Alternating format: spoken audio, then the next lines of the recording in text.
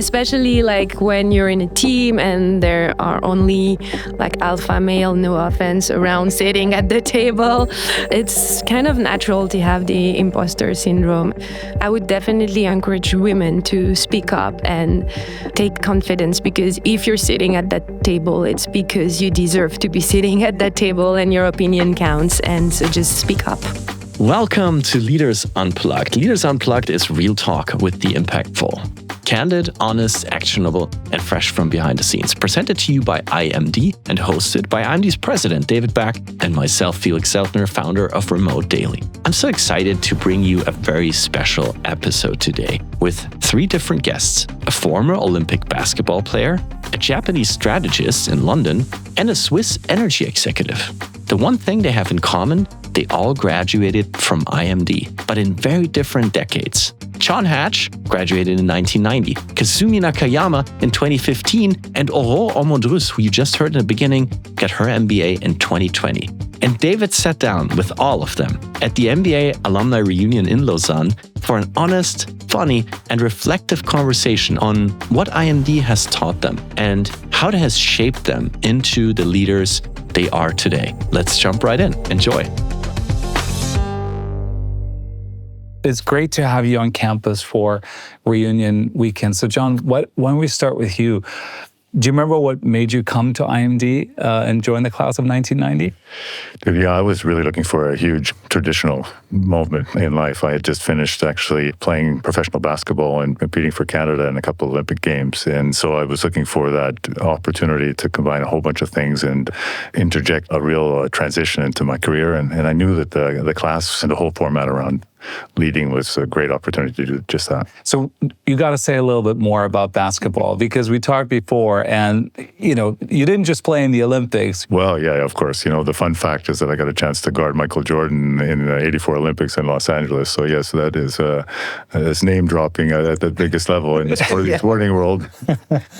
That's really exciting. And then you came here to IMD. What was that like in 1990? How do you remember it? That was the first year where the schools were merged. The IMD and IMI came together, and as you reminded me, pre-internet. Yes. Which we look back of fondly.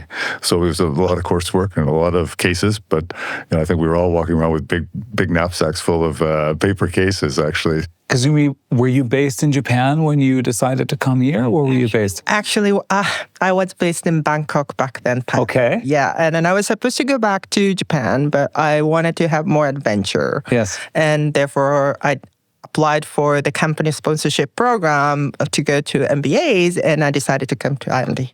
And what was that like? Had you been to Switzerland before? Did you know Lausanne? No, I've never been. Actually, before that, I never been to Switzerland or major European cities. I've been more familiar to American society, and then I say some Asian countries. So it was a super new, very new experience for me. So the assessment day was my first time in Switzerland. Okay, so what are some of the things that you remember of your time on campus? It was 10 years ago when you graduated. I'm not sure if you know of it, but my husband is actually from same class. Yes. So, for me, IMD really is kind of a real integral part of my life now. Yes. So, I never expected that when I arrived here, but everybody was very welcoming and it's so international vibe. So I didn't feel like this was the first place to visit or first place to live in Western European countries. So it was really, nice, good vibes back then. And the two of you have brought your kids to reunion, which is phenomenal. Yeah. So next generation. Yes. Super excited about that. Aurore, you're a member of the class of 2020. We'll talk a little bit about what made that year particularly memorable. But what led you to decide to come to IMD?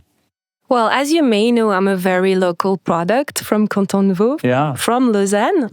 So as a little girl, I was actually coming every spring to the fun fair, which is right across the street from IMD.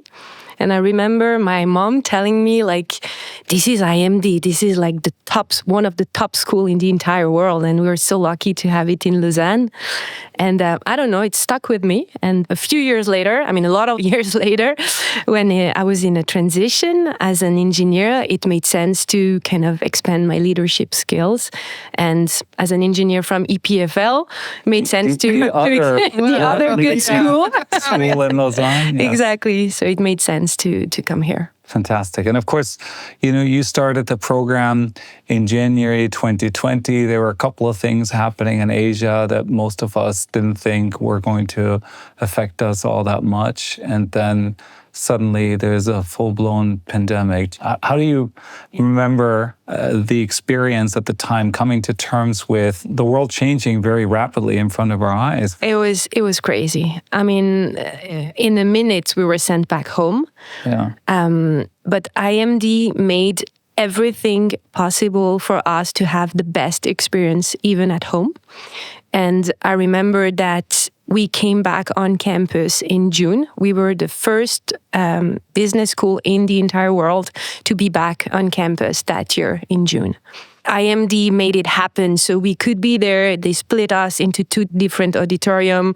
We had plexiglass around us sitting in the class with the mask. IMD made it happen. Yeah. It was a crazy time. I joined IMD around that time, and I actually contributed a couple of virtual sessions to your class. It was still in the US at the time. And, for me, it really, brought to the surface that sort of commitment to the participants, that entrepreneurial spirit that I think characterizes the institution. But you guys, exactly. Big compliment to you and your classmates. This is doing an already challenging MBA under very, very challenging circumstances. Yeah, and it just makes, the bonds that you create during the year, they're so strong because of what happened. And everyone was basically stuck here in Switzerland, not being able to go back home and visit families. So yeah, it just creates something very special for the whole class. So a stronger bond.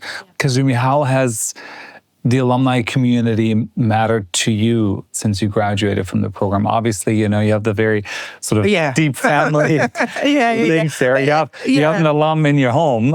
Yeah, it's indeed. And we often meet with an UK alumni, and then we are helping each other to find a job, or some some challenges you have in your life, and everybody's really helpful and trying to give back to the community. Mm-hmm. I really love the part of the IMD, regardless of the class. You are here and try to help. Mm-hmm. That's a mentality that I can't compare because I've never been into other business school, but still I feel it's a very, very beautiful part of IMD community. Yeah. As an engineer who experienced this MBA program, what were some of the things that surprised you about the experience? What was unexpected? Did you find that the approach to learning was quite different? I think for me, what was very interesting and very challenging was the self-development program, the PDE sessions we had, which forces you to really understand who you are, what you want, where you want to go, what are your priorities in life, and which is kind of completely different from what you're going to learn at an engineering school, And how did that shape you then in your post-MBA career as you embarked on a number of ventures and ultimately ended up? It really helped me define what kind of leader I want to be. I'm confident when I say that today I'm an authentic leader and I provide a secure base for the team I work with. And this is what the kind of skills and competencies that IMD brought me, basically. And do you notice when you compare yourselves to other colleagues that your approach to leadership, to self-leadership is different from some of the people you work with? Yeah. Definitely. And I find it that when I talk to my classmates, we kind of all have the same approach, and this is very important for us. I think the breadth of the leadership style that IMD brought to us is really a key difference, I would say, because before IMD, for me, leadership is some certain style. But here, you're going to learn various types, and you will increase your drawer to use, and then you pick what you think it might work for that moment and for people. And then that notion of various types of leadership exist really helps. And then that's some difference between some leaders from us. That's how I feel. Okay, so other people you encounter have sort of a single way of approaching I challenges. often see, like kind of authoritative ones and like keep going as authoritarian, and then the other may be different, but like only one type of leadership. Like that's what people tend to have. And I like what you say about the drawer, because IMD gave us some like concrete tools that we can use in our everyday lives. Basically, like, I mean, I was asking my classmates a couple of months ago, like, do you guys remember this exercise we did? It's called the sociogram. You probably know it. So, and I used it at work, and I mean, everyone at work was like, "Whoa, this is great. This is amazing. Like, where did you get that?" So this is the kind of things like we can use in our jobs. Yeah. You were nodding, John. Is this, I mean, does that resonate? Yeah, no, I think the experience gave us a level of confidence to lead in different challenges and in different environments. And maybe the red thread over many changes over a long career is that you just seem to be energized by new challenges, new problems, and then you have the humility and the curiosity to go and leverage the process to find the right solutions and make good decisions or informed decisions in important moments. Yeah, when I left the MBA, I actually went to, my first job was working with 4 others. We were 5 of us hired into the same company. They had done a project on campus, and one of the guys had really impressed this particular company, which is one of the world's largest service retailers at the time. They were looking to really change their whole leadership team. So I ended up working with colleagues from IMD in this first job. And shortly thereafter, I actually got transferred to Italy to lead their Italian operation and to take market responsibility. I always said to my wife and to my colleagues, I said, listen, I got the best job of all. I ended up reporting to one of my peers who actually was himself reporting also to the guy who kicked off the whole project, who was the COO of the company. But I ended up actually as the country manager. So I was actually closest to the customers and was actually leading the team, which was actually delivering on the whole promise. And I just thought that was a wonderful way of us actually collectively showing what we had learned and applying it so rigorously to this particular challenge of injecting a whole generational leadership change into this company.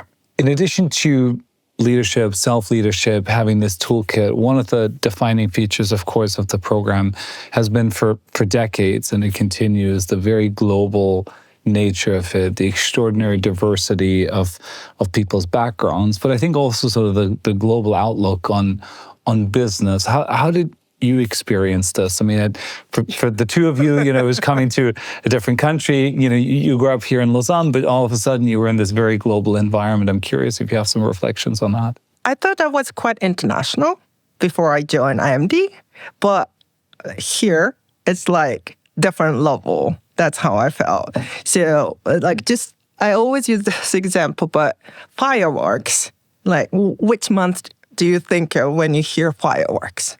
American, 4th of July. Yes. British, November, because Guy Fawkes Day. And Chinese people are going to think about Chinese New Year. For Japanese, it's summer. So one word will give you completely different notion. And that was very exciting and interesting for me, like within the class. Like that was a really great experience and then learning for me, like to understand what exactly means to be really international and being cross-cultural. Yeah. Yeah, I really love the way you say that. You think of the international environment, and you're getting an international experience, but you're actually getting a global experience, and you're getting it injected with a level of intensity which you don't expect. If that would be the one advice I would give to somebody thinking about coming here would be, you have no idea of how that opens up your perspectives. And you have no idea how that network is immediately a sort of global group of friends. And that you kind of only get when you experience it. As you mentioned, 2020 was a really special year. And every time I talk about that year, I say that for me, it felt like I traveled all around the world in 2020, even though we were stuck here in Switzerland, because all the different, we were stuck, we were in our homes, and like you get to understand the different cultures that are in the room with you. And this is fantastic. Yeah. And we're recording this the day after, and you may have seen that on the news, the Trump administration revoked Harvard's right to issue visas. And, let's hope that that doesn't stand. But it is so hard to imagine doing a top MBA program with only people from your country, right? I mean, it's insane, I would say. and it's not just about the international students, but it's about how much richer the conversation is with people from all parts in the world. It takes away a big part of the MBA program, definitely. Yeah. So, you know, you already said you were sort of beginning to talk a little bit about advice. So with the benefit of, you know, having spent time here, you know, then having had very successful careers and you're at different stages of your careers, do you have some advice for your pre-MBA self? Are there things that you would do differently or things that you would tell yourself to pay more attention to or to invest the time differently? Does anything come to mind? Oh, yeah, lots of things. We don't have time for that list, but I think there's a couple of things that I definitely would advise myself to do more of. I think there's an opportunity to listen a lot more. You know, again, just go back to this idea that we have an opportunity to leverage the collective experience and perspectives of a class cohort and a wider community too, and be more proactive in reaching out and connecting with that and continuing to look for opportunities to, you know, inject continual learning into it. And then always remember you've got your place in the room. You're often in the room with what appears to you always a room which is full of people much smarter than you. But your perspective also counts. So despite the fact that you're often humbled by those people, you know, you give your point of view and make sure you continue to do that over time. Yeah, I hear that like trying to be humble and listen, but really like articulate yourself really well is really key. And then maybe like being Asian or Japanese, I'm often not to talk much about myself or what I'm thinking. And back then, like before IMD, I was more like so. And then looking back, my experience, my talk, my thinking, my feeling matters to other people, and then also can bring some value. And people tend to forget about it, I think. And I often forget about it. So like, that will be my advice to myself. How did you discover that? I mean, I'm fascinated by this sort of my point of view, my experience, my perspective has value and matters. It sounds like that was a discovery process. Yeah, it was. I think in the very beginning, I observe a lot, listen a lot, and I learn a lot. And sometimes I talk with my classmate and like, bar or something. Yeah. And because of beer, I talk a lot. And they say like, oh, that's a really interesting perspective. I've never thought of that. And then like, why don't you say that in class?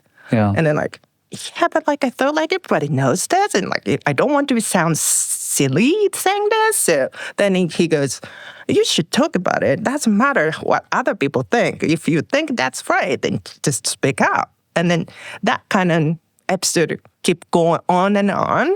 So I said, like, okay, maybe sometimes matters, right? And yeah, so I think that's the experience I had here. This so resonates with me. One of the very first papers, I think it may have been the first paper that I wrote in college in the U.S. So I grew up in Germany, went to the U.S. for college.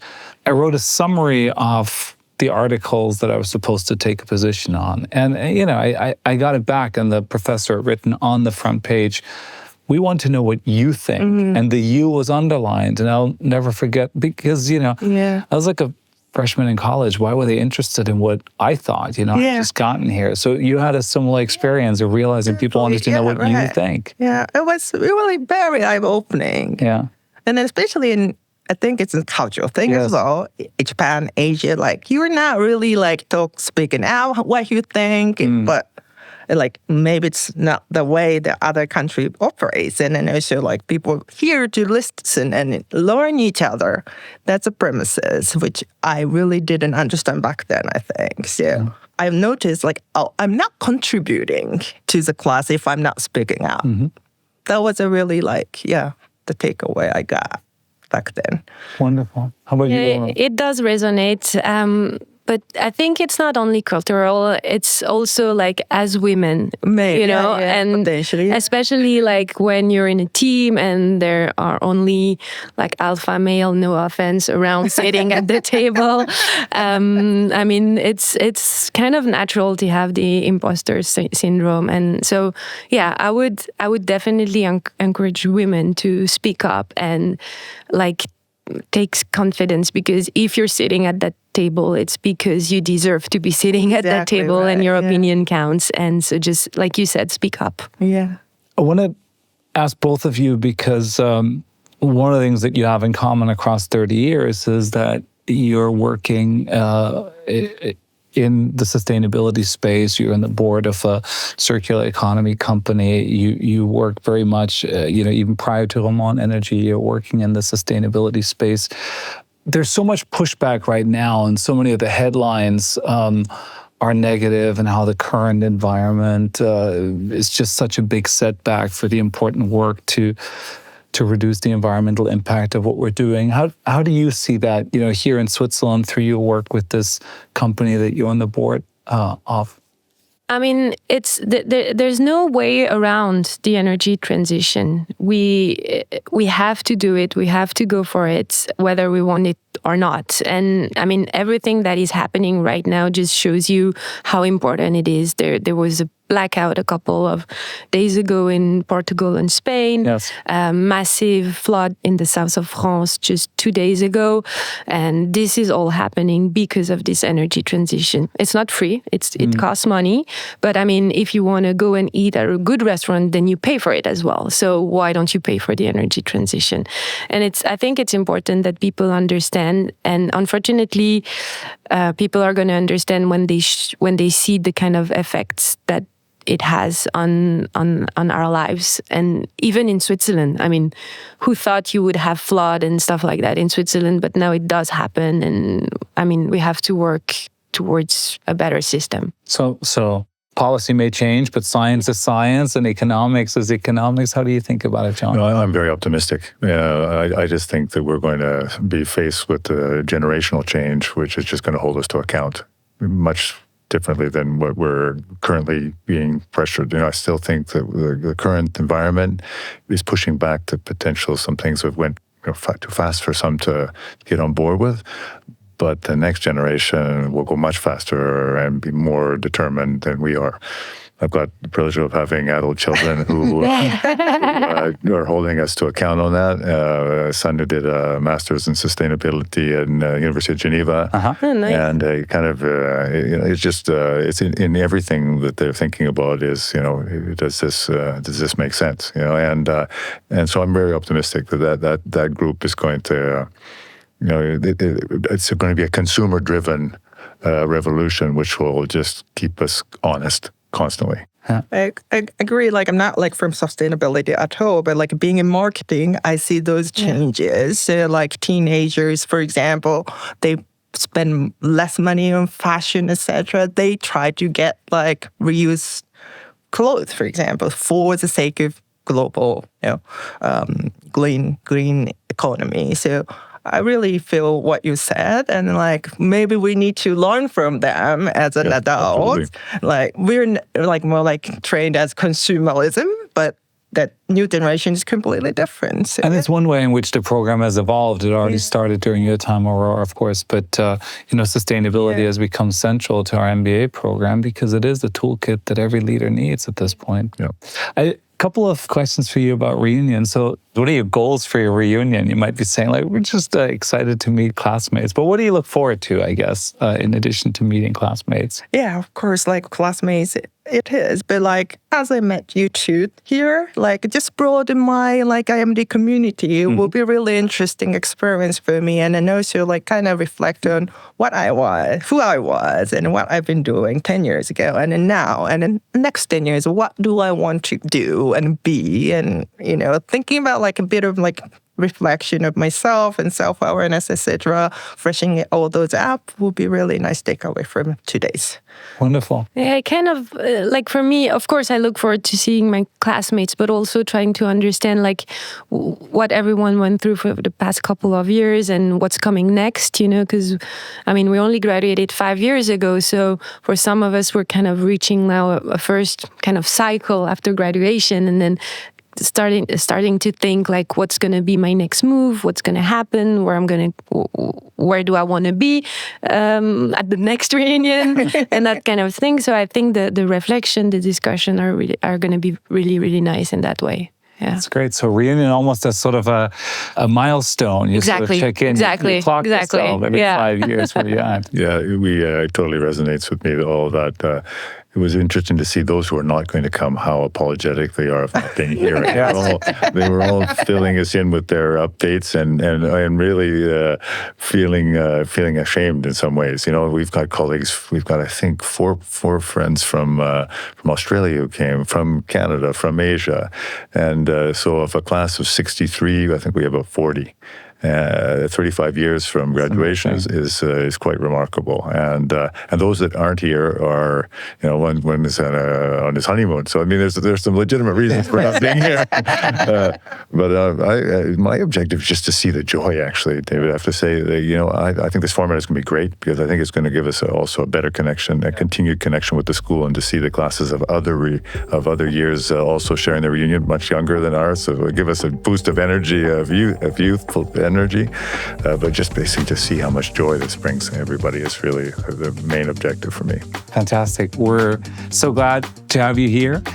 Thank you so much for sharing with all of us your reflections on pre-IMD life and time at IMD and afterwards, and what you learned about yourself as leaders, and thank you for being such amazing members of this alumni community. Thank you. Thank you.